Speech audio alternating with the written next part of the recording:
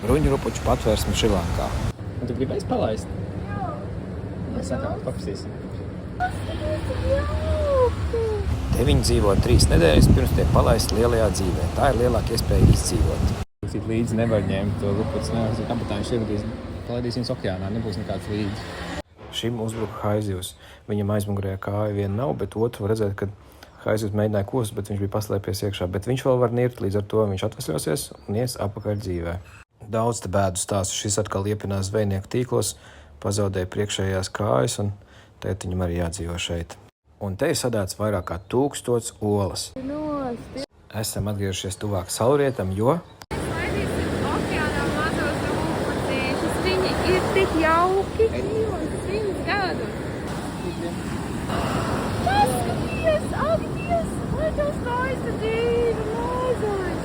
Dzīvo 100 gadus.